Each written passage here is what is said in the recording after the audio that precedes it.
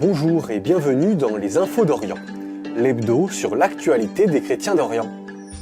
Cette semaine, le Haut-Karabakh au bord de la crise humanitaire, Volodymyr Zelensky en visite à l'université catholique de Lviv et l'appel du cardinal Sako à l'unité des chrétiens.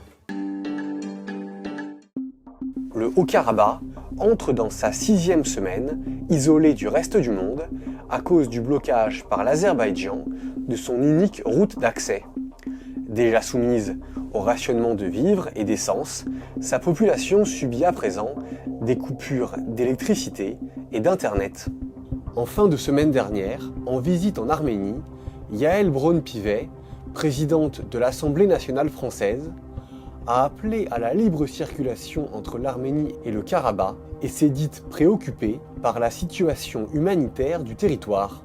Dans une interview publiée ce jeudi dans l'hebdomadaire Le Point, Ruben Vardanyan, le ministre d'État du Haut-Karabakh, a lancé un appel à l'aide.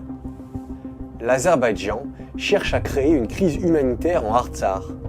Si la route n'est pas débloquée dans les prochains jours, il faudra que la communauté internationale nous aide à organiser un corridor aérien humanitaire vers Stepanakert pour éviter le drame humanitaire. Ce mercredi 11 janvier, le président ukrainien Volodymyr Zelensky était en visite non officielle à l'université catholique ukrainienne à Lviv. Il s'est entretenu avec le père Bohdan Prak, recteur de l'université.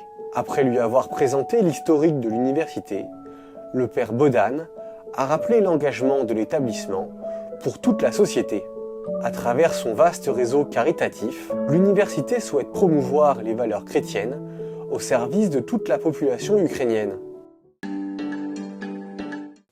Ce jeudi 12 et vendredi 13 janvier avait lieu à Rome une réunion de travail de la ROACO. La réunion des œuvres d'aide aux églises orientales rassemble les associations du monde qui soutiennent les églises orientales.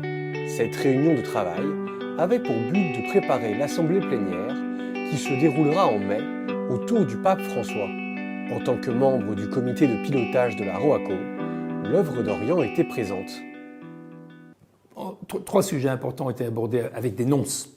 Donc le nonce de l'Ukraine qui a partagé avec nous la situation de l'Église catholique qui évolue et dont la perception même évolue de la part de la population ukrainienne qui découvre la liberté de l'Église catholique.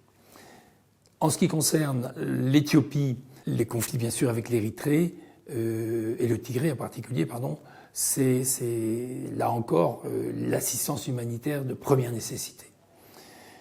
En ce qui concerne l'Érythrée, c'est la grande déception des chrétiens et des catholiques qui se sont vus confisquer tout leur système d'enseignement et qui voient baisser l'opportunité pour les jeunes en matière d'éducation et de développement personnel. À l'approche de la semaine de prière pour l'unité des chrétiens, qui se déroulera du 18 au 25 janvier, le cardinal Sako a appelé les fidèles orientaux à chercher l'unité. Dans une lettre intitulée « Les églises orientales ont besoin d'une bouffée d'air frais », le patriarche des Chaldéens a déploré des sermons déconnectés des préoccupations des fidèles et demandé que les églises d'Orient s'impliquent davantage dans le dialogue. Il a ajouté que seule une prise de conscience de la vulnérabilité des chrétiens d'Orient peut permettre de cheminer vers l'unité. Le cardinal Sako a souligné le travail pour l'unité qui a été fait par le Concile Vatican II et par le Synode sur les églises d'Orient en 2010. Il a appelé les fidèles d'Orient à y puiser l'inspiration pour cheminer vers l'unité.